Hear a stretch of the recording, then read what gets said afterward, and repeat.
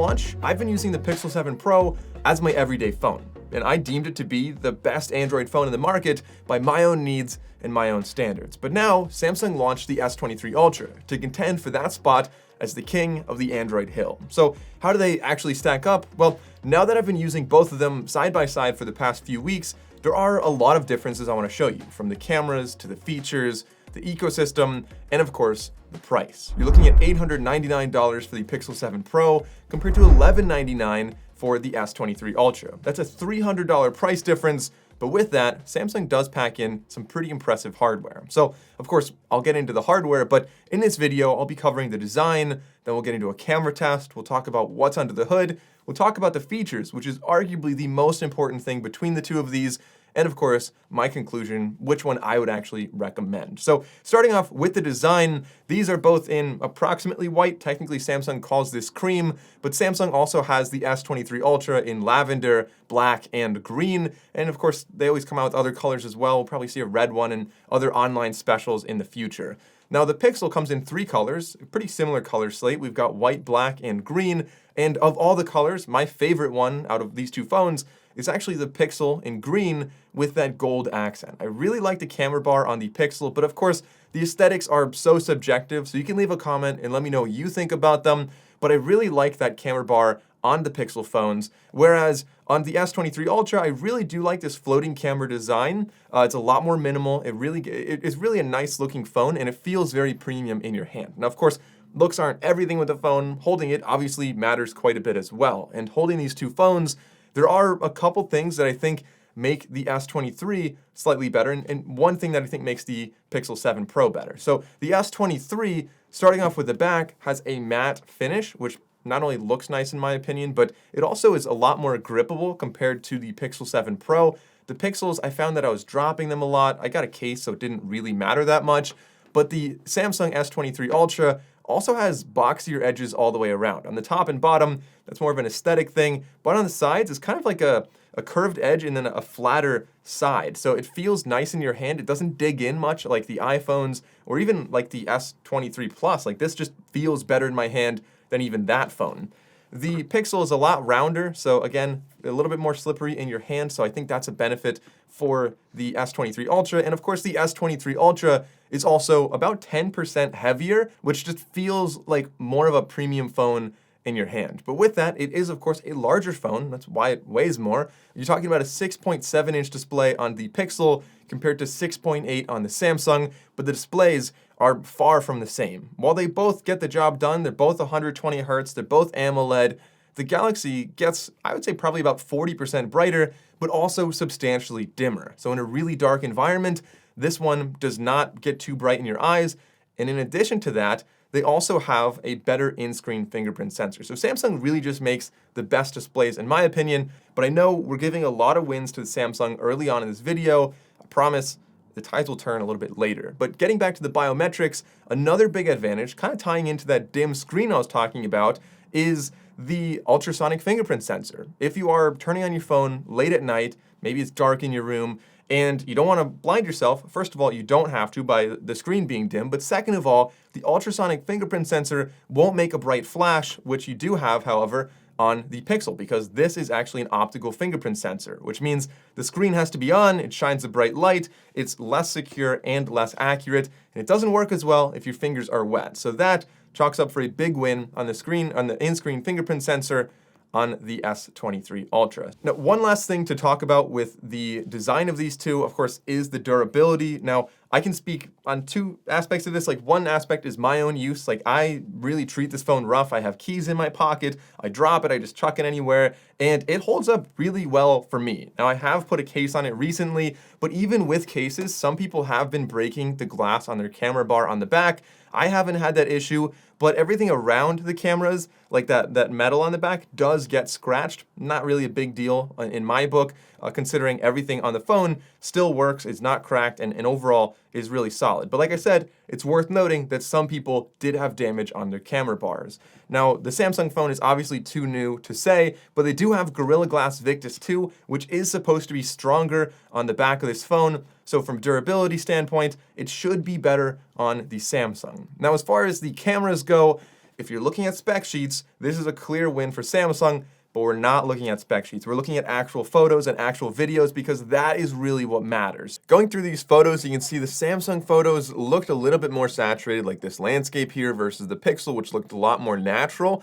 Similarly on the bridge, while the Samsung photo looked good, again, the Pixel photo looked more real and the colors are more accurate, I think. Now the bananas are too saturated here, but neither one actually caught focus on this near-range fruit shot. And then going to this night shot from the Pixel, while it did a great job overall, nice and dark, you can tell it's night, the colors on the left side were too saturated. It didn't really know what to do with bright LED colored lights late at night. The Galaxy did a great job with plants, making them very saturated and very vibrant looking, whereas the Pixel, while it is a little bit more muted, once again makes landscapes like this just look more natural and more real and less like some type of digital art. Going into some standard photos, you can see side by side the wide angle shot. They both have just very different colors and white balances. The ultra wide, you get a little more detail on the Galaxy, but the skies are also very different. Pay attention to that difference here. And then zooming into 10x, you can see a lot more detail on the Galaxy versus the Pixel, which is even more muted. The sky looks kind of just gray and white. Standard selfie shots, both look good, but the Galaxy definitely did a better job in my opinion. Going to the portrait mode selfie, Galaxy absolutely nailed it here with the perfect cutout, whereas the Pixel really struggled with the sticks in the background. I gave it the benefit of the doubt and tried the rear lens, and it did a better job with the cutout, but still not as good as the Galaxy. Now, in the macro mode on the ultra-wide lens, the Samsung Galaxy did a better job with finding focus and holding focus here, but they're both able to perform similarly, in my opinion. All right, so here's a video test with the Galaxy S23 Ultra and the Pixel 7 Pro. They both have really nice color. The Pixel really came a long way. They used to be pretty bad with video. If we walk around, you can see the stabilization so smooth on the Pixel, but the one thing it does is if we pan, it gets a little bit choppier on the Pixel. It likes to lock into one thing and then kind of jerk every now and then, whereas the S23 Ultra seems a little bit smoother. But like I said, still fantastic color on both of them. Let me know which one you think looks better.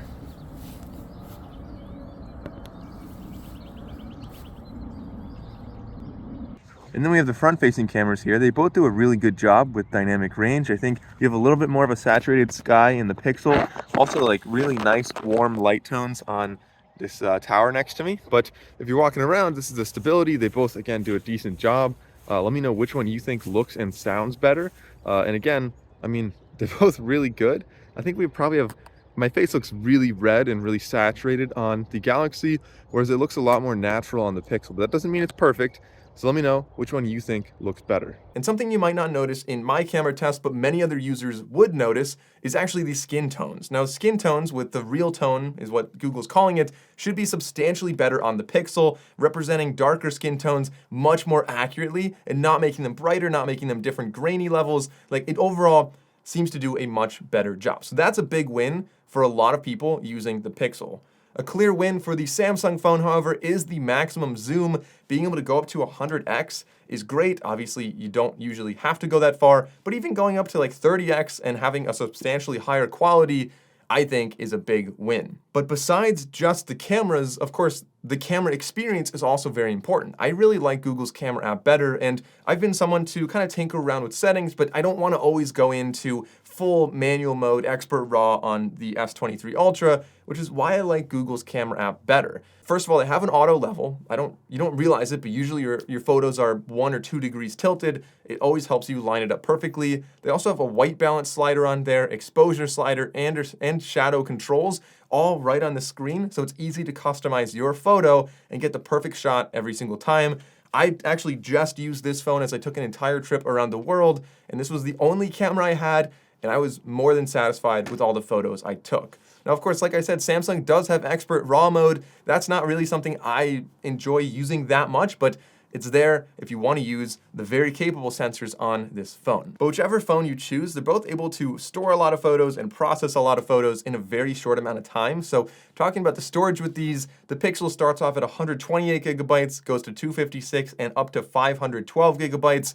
And all three models come with 12 gigs of RAM, whereas the Samsung S23 Ultra starts at 256, so more storage, goes up to 512 and all the way up to 1 terabyte if you need that massive amount of storage.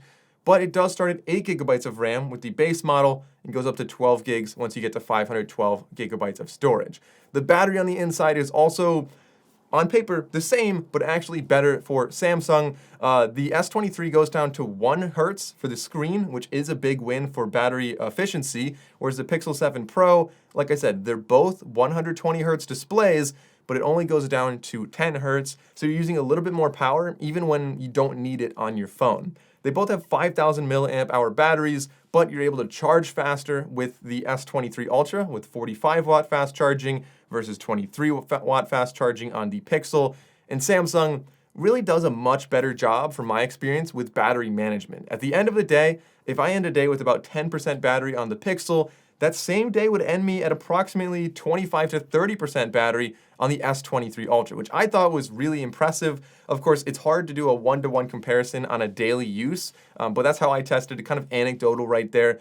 Generally a little bit better on the S23 Ultra. The S23 Ultra should be a little bit faster with the Snapdragon 8 Gen 2 on the inside versus the Tensor 2 on the Pixel, but of course, I don't really like Geekbench scores, especially here, because the Tensor is really designed to really cater more towards Google's Assistant and their different photo processing and a lot of their own things that make a Pixel a very Pixel phone. And so from actually using the Pixel from the past couple months, it feels really, really fast. It's smooth. Everything works really seamlessly. So I can't really say there's any issues with speed. They both do a fantastic job. But one of the biggest differences between these phones, sure, the design and the hardware and the battery and the internals, that's great, but probably the biggest thing I would recommend considering when choosing one of these phones has to be the features. The feature comparison here is really incredible. So while we are starting to see a lot of similar things show up on either one of the phone, like they kind of copy each other a little bit. For example, we had call screening, which is a great way to manage either if you're in a meeting, you don't want to take a call, or if you have scammers a lot, just screening calls is really a powerful tool from Google. Now we have Bixby Voice Text, which works on Samsung. It's still early on, so it's not like the best feature out there, but it is promising and it's better than not having it all. But Samsung does have the S Pen, which is a clear win on this side, being able to sign documents, to draw things, maybe on Snapchat or take handwritten notes. I think that's all a big win. But a drawback here is that it wobbles. They have all the cameras on one side, so when you set it down and use the pen, it wobbles back and forth. I for the life of me, I couldn't figure out why Samsung didn't go with the camera bar like the Pixel. Like, if you could combine these two phones, have the S Pen with that camera bar that doesn't wobble, I think you'd have the perfect phone. Going back to some benefits with the Pixel, they have real-time transcriptions. Google has their assistant heavily baked into this, and so the transcriptions from any video or phone call or whatever is just such a really nice, powerful tool, especially if you're in a loud environment, if you have impairments in your hearing, whatever it is, they do a good job with that. They also have Hold for Me, Direct My Call, and other things in their phone call suite, which really makes phone calls substantially better on this phone than any phone I've ever used. Some of the other heavily advertised Pixel features like Object Eraser also exist on the Samsung Galaxy S23, so you can't really compare that one. But Samsung does have quite a few other, real mega features baked into this, like for one, Samsung DeX, the ability to actually use this as a desktop if you plug it into a TV or use it wirelessly with a tablet or a laptop. It's really a powerful tool that, for example, if you go to like a hotel and you just plug in your phone to the TV, turns into a desktop interface, and you can connect a keyboard to your phone and use it just like a regular computer, which is really cool, and I'm surprised other phones haven't copied that. Now, the list goes on with different features. I actually made a full video comparing the different operating systems, and I'll link that like up above somewhere. You can check that out. But as far as the ecosystems go here, they both have access to really a lot of the same stuff. They both work with, most Windows laptops and most Wear OS watches, but you will get some advantages to being in the Samsung ecosystem. For example, if you use a Samsung laptop, you'll have some special things that integrate a little bit better with the Samsung phone. And in addition to that, if you have a Galaxy Watch, again, some things work only with the Galaxy phone. For example, I believe ECG, that app is only available on Galaxy phones, and there are other ones like that. So in conclusion, which phone is actually better? Well, you're getting, first of all, 5 years of security updates on either one of these, but 3 years of Android updates on the Pixel and 4 years on the Samsung. The Samsung feels a little bit more premium, but the Pixel has a simpler interface with a cleaner design, less noise in my opinion. Overall, it's just smooth and really incorporates Google Assistant all over the place. You can see that from just opening apps in the home screen all the way to using the camera, and everything's just very seamless. But Samsung has more features packed in, more storage, a faster chip, and better battery life as well. Samsung, in my opinion, has superior hardware with a more sturdy feeling design and a better display as well. But the Pixel design is arguably better looking, maybe, I don't know. Everyone has different opinions on that. You also can't underestimate the Pixel feature drops. It's probably the only phone I've ever used that gets better after launch. As far as the camera comparison goes, they both did a fantastic job. It's really just a matter of what you need in a camera. So this is really one of the toughest phone comparisons I've made in a while. For me, I think I'm gonna stick with the Pixel 7 Pro. All of my stuff's on there, I've been using it for a while, and the S23 Ultra is not good enough to make me switch over to that. But if I were to buy a new phone and money was no object, I think the S23 is a really compelling buy. However, that $300 price difference can't be overlooked. And I think for a lot of people out there, if you just want a fantastic flagship, you can save $300 and get a fantastic flagship. But again, it always comes down to the price. Leave a comment below and let me know which of these phones you like better. If you enjoyed the video, consider liking and subscribing. I'm Mike O'Brien. Thanks for watching. See you in the next one.